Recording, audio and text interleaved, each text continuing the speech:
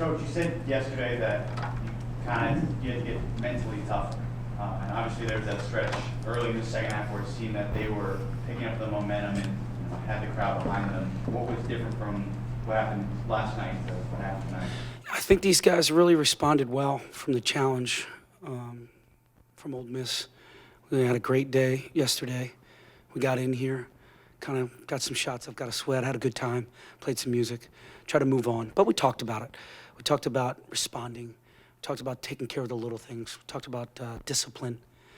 We talked about mental conditioning of how you can't think a game is over when there's so much time left. And we gotta play to win. And I thought we did that tonight. I think there was a real strong belief in our locker room, especially during Thanksgiving dinner. There's a belief that we have a really good team here.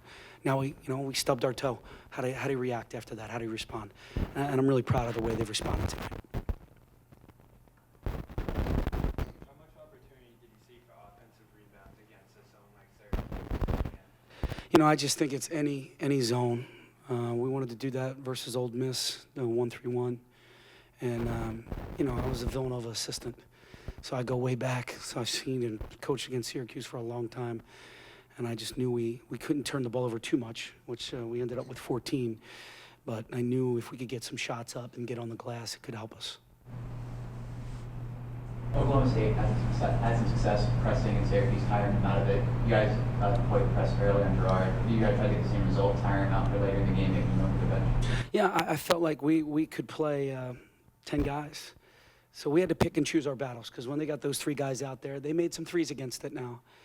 I think they made 2 or 3 threes against our press, but I thought we used it intelligently when we needed to mix it up. And then when the guys are engaged the way they were, MJ to my left here was coming back to huddles, coach, stay in it, we got it, stay in it. Especially when I think they tied the game. So I thought that was important. Big piece to our energy and enthusiasm on the defensive end. How did your team adjust when Syracuse started pushing that out of transition a little bit more? It's really about building walls and stopping the ball, number one, and then locating shooters after that. I thought we did a decent job of that. And then we only gave up a couple trail rebounds, but we couldn't give them extra opportunities. For us to only give up 7 rebounds, that's been a little bit of our Achilles heel, not finding bodies. And I thought for the most part, especially these 2 guys, we really were boxing out or blocking out and finding bodies. Did you notice them struggling to get back on defense when they started the low condition play a little bit more? You're talking about us on offense. Is that what you're talking about? I just think we have really great speed. I don't know if you watched the game the other night. Ole Miss does too. The speed that we have with these guys. He's a 5-man, and he can beat most of the guards on the team. Only one, Brockington. I don't think he can beat Brockington. He's probably the only one he can't beat. But he's right out there. We got great speed and got great athleticism. So we have to utilize the talents that we have. Like your shooters talking about getting in a rhythm. Does that happen with rebounding, getting on the offensive glass? Does it feel different? It don't feel different. It's just like my teammates believe in me, so I just got to do what I'm great at. And I know rebounding is one of my strong suits that I'm good at, and that's what they believe in me, and that's what I just go do. Mike was named all-tournament team. Are there any questions for Mike or MJ? Yes, sir. Coach, kind of going off of that question, can you speak to Mike's tenaciousness over the past 2 games? It kind of seems that whenever a shot went up, that he was always there, and more times than not, he was impacting it by hitting the ball back or getting home. Yeah, I'm extremely proud of him to have a double-double back-to-back games. That's a senior. That's what leaders are supposed to do. He kept a clear head. I know he's getting frustrated a little bit with some fouls and things like that. But for his energy level and for us to be really successful, this is the type of production we need from Mike. Hey Mike, how much did your physical size and strength help you against a team that's not particularly, big, I guess? It helped good, and I could just thank my strength and conditioning coach, Greg, because he's over here us every day in the weight room talking about get strong. And if we look small, he get us back in the weight room, get strong. Coach, a lot of times when people talk about physical play, they're thinking about the inside guys, but how much of that was part of the strategy tonight on the front end? Yeah, I didn't think we played particularly tough the last 6:36 of the Ole Miss game.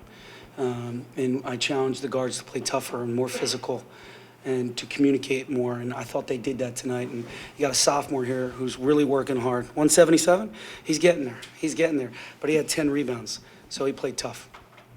Mike, I think you guys had 9 rebounds in the first 5 minutes. Did you tell early on that inside you would find some consistent success? Coach harped on us about tailbacks. So every time a shot went up, I just found the opposite side of the court, and I just got lucky. The ball came to my side, and I was able to catch them rebounds. First career double-double for MJ, if there are any questions for him down For MJ and Coach, what did you guys do offensively, not open shots, but on time points against the zone? What did you see going into Yeah, when beginning of the game, they were playing it pretty soft, and then as we started making shots, they started being more aggressive. So we had to move the ball, try to get the ball in the middle, and that's how we got our success on offense. Look, against the zone, you know what we have to do. We somehow have to penetrate the zone, get pressure on the paint, and when you get pressure on the paint, normally good things are going to happen, and we did a nice job of that. Look, we only called about 4 or 5 plays the entire game. These guys were amazing. They understood exactly what they needed to do, who was filling the middle, who was going to sit down in that paint. Mike was working from short corner to short corner.